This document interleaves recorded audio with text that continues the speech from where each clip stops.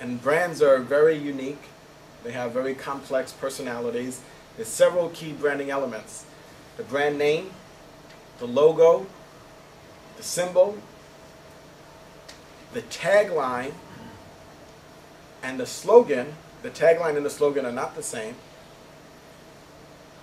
Packaging is also a good example of a branding element. Why do I say the tagline and the slogan are not the same? Because the tagline is it's a short phrase, usually very short, no more than 3 or 4 words, that's associated with the logo and the symbol. Right, but that for Nike has an interesting history, but we'll come back to that in a second. The slogan is simply the theme for an advertising campaign. And that could change. That's it, huh? That's it. All right, feel well. Thanks. We'll see you. The slogan is the advertising theme for a campaign, which can change every 3 to 6 months. Because consumers get tired of seeing the same commercials again and again and again. Right? Some of them even become annoying.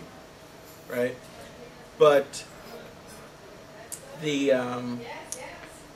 tagline is something that's more enduring. Once you come up with that short series of words that embodies your brand, then you stay with that, unless you want to reposition your brand.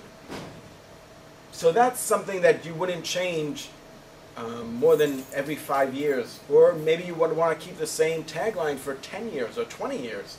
As long as it still represents and embodies what your brand means or what you want it to mean to your customers. So that's not something that you change every 3 months. Slogans, remember, those are just the themes for ad campaigns. Those you change. Because every ad campaign, you want to show a different dimension of your brand, a different facet of your brand and your products. So that could change, but not the tagline. Often people get a little unclear as to the distinction of the two. They're not the same. Now there's 4 key branding elements. So when we're deciding what the brand name is going to be, what the logo is going to be, what the tagline is going to be, the slogan, we have to use certain criteria to determine whether or not it's an effective brand name or if it's an effective logo or symbol. So these are some key brand criteria. The first is the branding element has got to be memorable, which means that it's got to be unique. And it's unique enough that people are going to remember it, or that they're going to recognize it when they see it. Because one of the things that we want to achieve is a high level of brand awareness. But there's 2 types of brand awareness: brand recognition and brand recall. Brand recognition means that you recognize the logo and the symbol when you see it, usually at the point of purchase, in the store, on the shelf. But that's different from brand recall. Brand recall means that you're able to retrieve from your memory the brand name. So when you go down the road there to Applebee's and you say you'd like to place your order, and they say, okay, what would you like to drink? They're not holding up any kind of flashcards or anything. Pepsi, Sierra Mist, right? You have to retrieve that from your memory. You go, what? They say, no, we don't, I'm not familiar with that brand.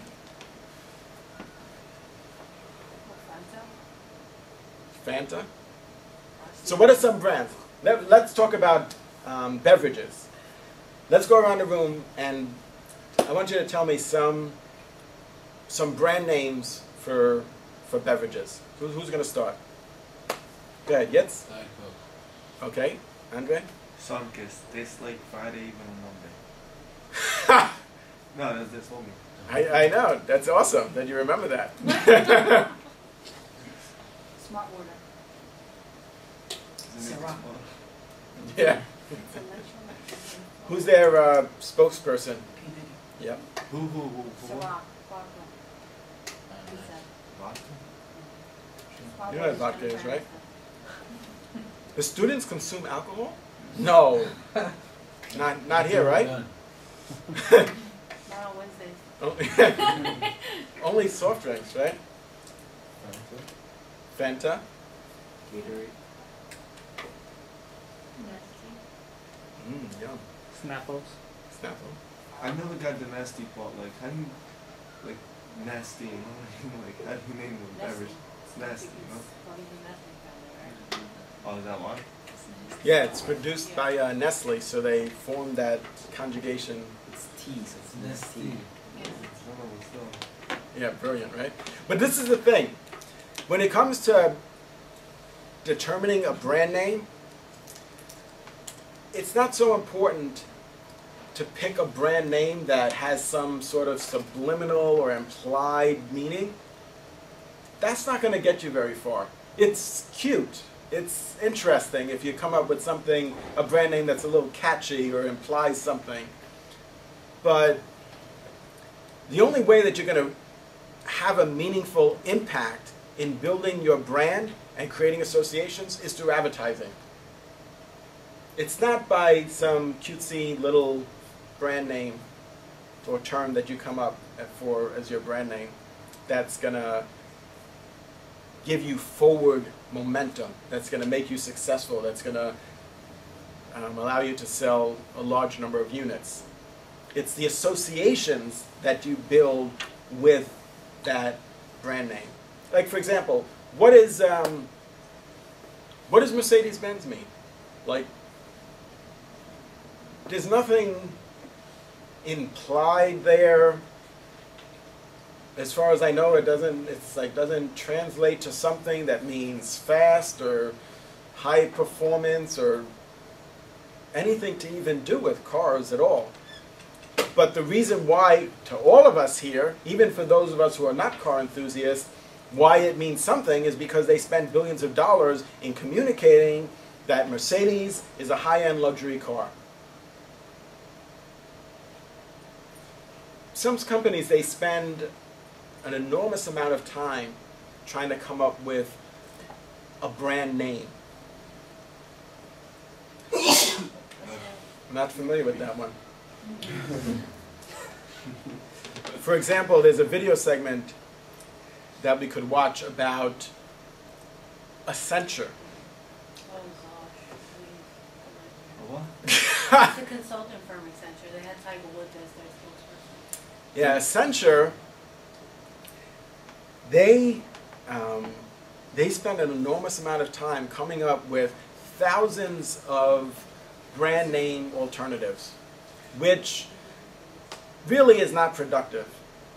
Most people, even if you're like an English major or spelling bee guru or what have you, most people don't know that what Accenture means. Like it. Innovative thinking. Isn't their slogan innovative thinking?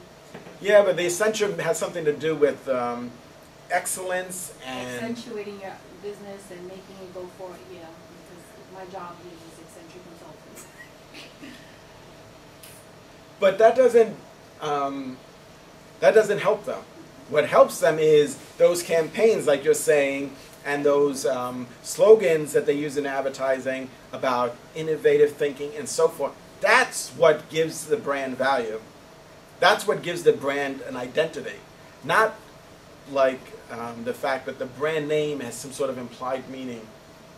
People don't shop like that.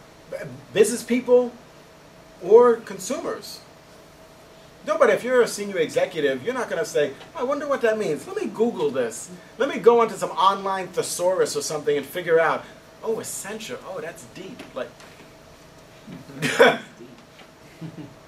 but they had a contest in their organization. What's interesting is they hired a very well-known branding company to come up with brand names, but they also ran a contest in the